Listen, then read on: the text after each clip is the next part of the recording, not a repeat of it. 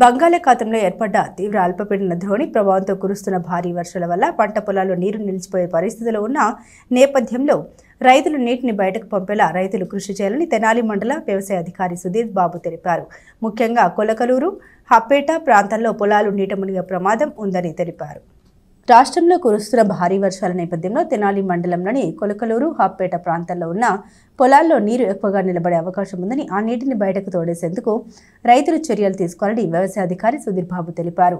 అలాగే ఇంకా పంట నమోదు చేసుకుని రైతులు సత్వరమే రైతు భరోసా కేంద్రాల్లో పంట నమోదు రిజిస్టర్ చేయించుకోవాలని కోరారు. విపత్తు పరిస్థితులు వచ్చినప్పుడు ప్రభుత్వం అందించే ప్రయోజనాన్ని పొందాలంటే రైతులు పంట నమోదు రిజిస్టర్ చేసుకోవాలని తెలిపారు. ఓకే అండి, అందరికీ నమస్కారం అండి. తెనాలి వ్యవసాయ శాఖ కార్యాలయం నుంచి కూడా రైతు సోదరులందరికీ కూడా ఒకటి విజ్ఞప్తి చేస్తున్నామండి.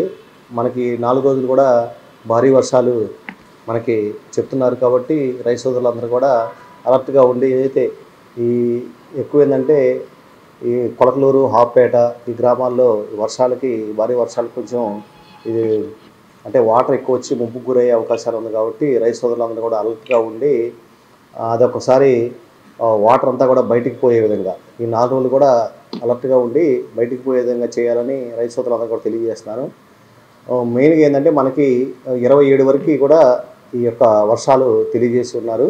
అప్పుడు తెనాలి మండలంలో రైతు సోదరులందరూ కూడా ఈ భారీ వర్షాలు చెప్పున్నారు కాబట్టి రైతు సోదరులందరూ కూడా తెలియజేయటం అయింది. ఇంకోటి మెయిన్గా ఏంటంటే ఇంకొక విషయం ఏంటంటే అండి, ఈ క్రాప్ బుకింగ్కి సంబంధించి మనకి 25వ తారీఖు ఇంకా 2 రోజుల్లోనే పూర్తి కావాల్సింది కాబట్టి ఇంకా ఎవరైనా రైతు సోదరుల్లో మన క్రాప్ బుకింగ్ చేసుకోవాలి, మిగిలిపోయి ఇంకెవరైనా 1 or 2 persons కానీ ఎవరైనా మిగిలిపోయి ఉంటే తప్పనిసరిగా వాళ్ళు క్రాప్ బుకింగ్ చేసుకోవాల్సిందిగా మెయిన్గా తెలియజేయడం అయింది.